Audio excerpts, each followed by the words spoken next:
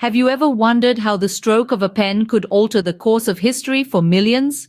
The Indian Independence Act of 1947 did just that, marking the end of British rule and the birth of two new sovereign states. But what led to this historic act, and why was it so significant? In the beginning of the 20th century, India was under British rule. The seeds of discontent were sown with the implementation of the Rowlatt Act in 1919, an unpopular piece of legislation that allowed the British to imprison Indians without trial. This led to widespread protests and the tragic Jallianwala Bagh massacre, where British troops fired on a peaceful gathering, killing hundreds. The subsequent years saw the rise of the Indian National Congress and the Muslim League, two political parties that would play a crucial role in India's struggle for independence. The Indian National Congress, under the leadership of Mahatma Gandhi, championed non-violent resistance and civil disobedience against British rule. The Muslim League, on the other hand, advocated for a separate Muslim state, fearing marginalization in a predominantly Hindu India. As World War II ravaged the globe, India was dragged into the conflict by the British. This further strained the relationship between the colonizers and the colonized, leading to the Quit India movement in 1942. The aim was to force the British to leave India, and it marked a significant turning point in the fight for independence. Then came the pivotal year, 1946. The cabinet mission was dispatched by the British government to discuss the transfer of power.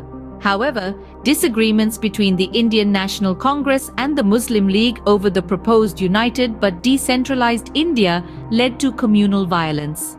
This chaos, coupled with the financial burden of maintaining control over India, led the British to hasten their exit. On July 18, 1947, the Indian Independence Act was passed by the British Parliament. It partitioned British India into two new independent dominions, India and Pakistan. The act also ended British suzerainty over the princely states, allowing them to choose to join either India or Pakistan or remain independent. Now, to summarize the key points in our journey through history. The Indian Independence Act of 1947 was born out of a long and arduous struggle for freedom. The discontent started with the Rowlatt Act of 1919 and culminated in the Quit India movement in 1942. The post-war period saw the arrival of the cabinet mission and the eruption of communal violence. The act, passed on July 18, 1947, marked the end of British rule and partitioned British India into two new states, India and Pakistan. The Indian Independence Act of 1947, a piece of legislation that forever changed the course of history, serves as a stark reminder of the power of the collective will of people yearning for freedom. It is a testament to the resilience and determination of those who dared to dream of a free and sovereign nation. This concludes our journey back in time, exploring the truth behind the Indian Independence Act of 1947. The echoes of this history continue to resonate today, shaping the destinies of two nations and their people.